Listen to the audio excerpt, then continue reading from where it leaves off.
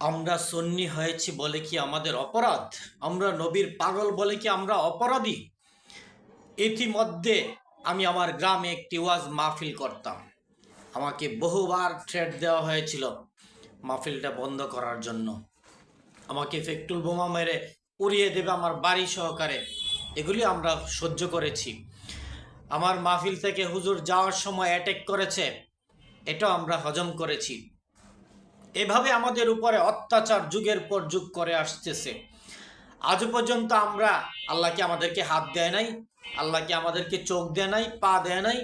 কিন্তু আমরা নবীর পাগল বলে আমরা নীরবে সব সহ্য করি, কারণ আমরা কোনো দাঙ্গাবাজ সন্ত্রাসী নয়। ইতিমধ্যে আমার সন্তান 2021 সালে আলেম পাশ করেছে। আমার ছেলে এখন ফাজেলে পড়াশোনা করে ব্রাহ্মণবাড়িয়া ডিগ্রি মাদ্রাসায়। এখন তার পিছনে লোক লেগে গেছে। বিভিন্ন সময় তাকে থ্রেট দেওয়া হয়, তাকে মেরে ফেলানোর হুমকি দেওয়া হয়, তাকে অন্য গ্রাম থেকে লোক এনে মারার হুমকি দেওয়া হয়। কেন? আমরা কি দেশে বেশি এসেছি? আমরা কি দেশে বাস্তবিক করতে পারবো না? আমরা কি দেশের সন্তান নয়? এই তোমরা অত্যাচারীরা কতদিন আর টিকে থাকবে এভাবে? আমরা কি একদিন মাথাচাড়া দেব না? আজ একজন ইমামকে মেরে ফেলা হয়েছে, কাল আমার সন্তানকে মেরে ফেলা হবে। আমরা আর কত বসে থাকবো? এখন প্রতিবাদ করার সময় এসেছে। হেই আমার সুন্নি ভাইয়ের, আর ঘরে বসে থেকো না, খানকায় বসে বসে পীরগিরি করো না, রাস্তায় নেমে আসো। নিজের সন্তানকে বাঁচাও, নিজেকেও বাঁচতে হবে। কারণ এই সমস্ত জালেমের হাত থেকে এই দেশকে বাঁচাতে হবে। কারণ এই দেশটা এখন মগের মুলক হয়ে গেছে, তার বাপ দাদার দেশ। আর আমরা কি বেশি এসেছি? আমরা কি দেশের সন্তান নয়? আমার বাপ দাদা 14 গোষ্ঠী দেশের সন্তান।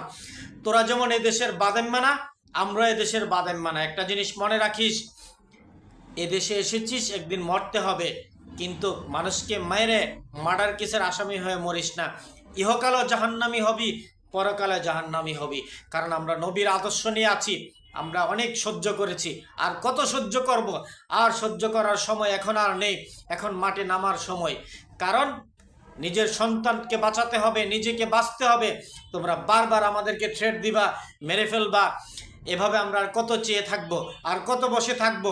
আর কার দিকে চেয়ে থাকবো? নিজের হাতে আইন উঠিয়ে নিতে আমরা চাই না। আমরা দেশবাসীর কাছে বিচার চাই। আমাদের সন্তানকে আলেম বানিয়েছি, আমাদের সন্তানের নিরাপত্তা চাই।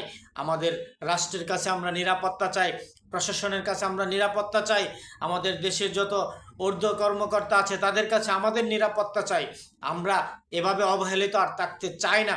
কারণ আমরা কারো ক্ষতি করি না, তারা আমাদের ক্ষতি করার জন্য কেন পিছনে লেগে থাকবে?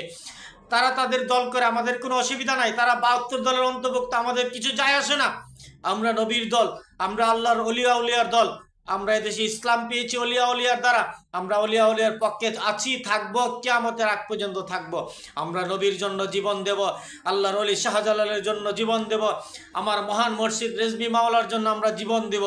কিন্তু আমরা বাতিলের কাছে আপোষ করব না, এটাই মনে রাখবেন।